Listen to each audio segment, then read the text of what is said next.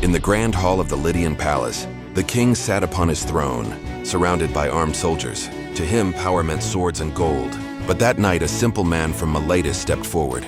Thales, without crown, without weapons, brought only one thing: knowledge. The king wished to test whether logic could rival the magic of kingship. Calmly, Thales raised his wooden staff, pointed to the shadow of a torch, and said, "Light does not bow to the sword. It obeys the same law everywhere in the world." The palace fell silent. Those words were sharper than any blade. The nobles whispered among themselves, some scoffing, others intrigued. The king sought to trap him.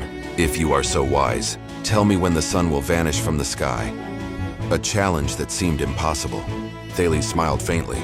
He remembered his notes, the movements of stars, the cycles of the moon, the measure of shadows. With quiet certainty, he named a date that left the court astonished. To the king, it was nonsense. But Thales knew logic would prove him right. And in that moment, he planted fear. The fear that knowledge could rival the priests' prophecies and surpass the soldiers' swords. The promised day arrived. At first the sky was clear, but then the light slowly dimmed.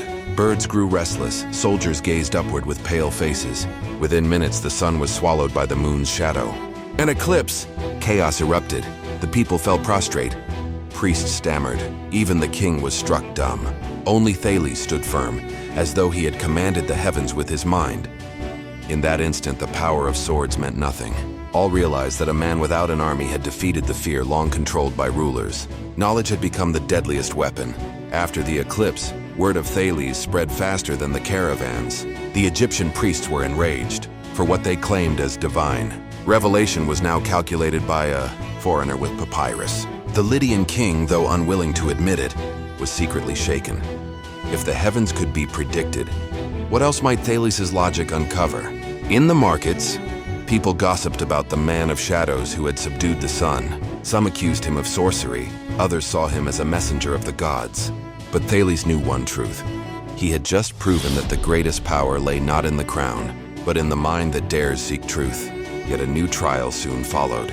The king of Lydia invited Thales to a royal banquet, not to honor him, but to humiliate him.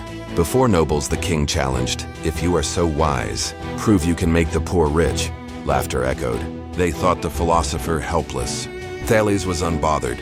He only smiled and said, "The olive harvest will be abundant next year."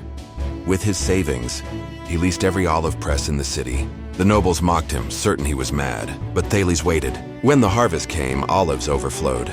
Farmers begged for his presses, and Thales held the monopoly. Overnight, he became the wealthiest man, not by magic or army, but by prediction born of logic. The nobles fell silent, and even the king was forced to admit knowledge could surpass gold. Yet Thales cared little for wealth.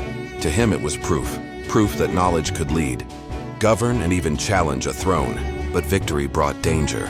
The priests grew envious, the nobles suspicious. What if the king felt threatened? Knowledge could be a weapon, but it could also make its bearer a target. That night, under the stars of Miletus, Thales whispered to his students, "Remember, knowledge is not for enslaving, but for freeing."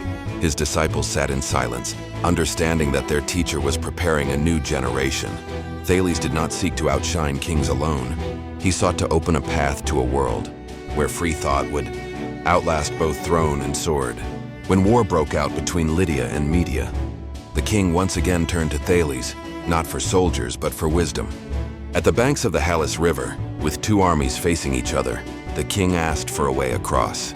Thales studied the current, then ordered a great trench dug, diverting the river's flow. With a simple stratagem, he created a passage for the army without battle. The king was astounded. A philosopher without weapons had changed the course of war with nothing but intellect. For the first time, power had to acknowledge that the mind could be deadlier than the army.